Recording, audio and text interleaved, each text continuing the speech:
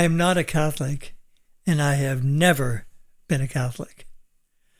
As with all religions, there is no evidence supporting Catholicism. That said, it cannot be denied that the individual who holds the position of Pope is very powerful in this world. There are so many who identify as Catholic and who look up to the Pope for leadership and for guidance. Robert Francis Prevost, aka Pope Leo IV, was born in the U.S., and he is acting as a much-needed moral compass for our messed up world.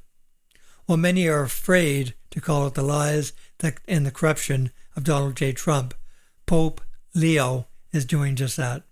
My channel is called Faith Challenged, and we do challenge religious beliefs on this channel. However, in this time when there's so much hatred and corruption in a world, we need to call out this as well. In my opinion, Pope Leo is doing just that. So while I totally reject Catholicism, I applaud Pope Leo for stepping up and acting like a world leader in this moment. Hi, I'm Garth Oxner, former worship leader. I'm now an agnostic atheist, and I'm your host of Faith Challenged. Pope Leo became Pope on May 8th, 2025. Yes, it's hard to believe it's been a year already. In his brief time as Pope, Leo has challenged Trump many times. Trump claims to be pro-life, so Pope Leo quickly and correctly called out Trump for his inhuman treatment of immigrants. In reality, Trump is not pro-life, but he wants to appear to be aligned with his base, many of whom are Christian fundamentalists. So he cons people into thinking that he is a genius when it comes to business. Trump also cons his base into believing that he is a Christian and that he holds Christian values. What makes me mad about these fundamentalists is that most of them are only pro-life until the baby is born. Not to get into the weeds here, but many on the pro-life side seem not to care about the life of the mother if her health is in danger during the birthing process. As well, most who identify as pro-life appeared not to care when immigrants were and are treated like crap when detained by U.S. authorities. Pope Leo also rejected Trump during Trump's formation of his phony Board of Peace. Trump invited Pope Leo to join his board, but Leo declined his invitation. I presume this didn't please Trump in the least. This definitely sent a message to Pope Leo that Pope Leo has not been fooled by Trump's lies and his corruption.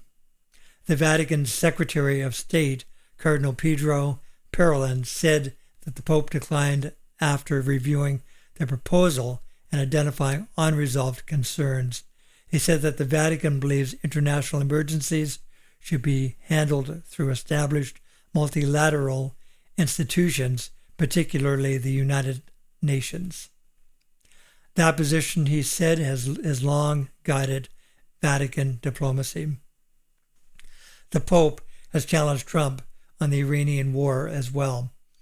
Pope Leo wrote in a post that God does not bless any conflict. Anyone who is a disciple of Christ, the Prince of Peace, is never on the side of those who once wielded the sword and today drop bombs. Although Pope Leo did not mention Trump by name, this message was certainly directed at Trump.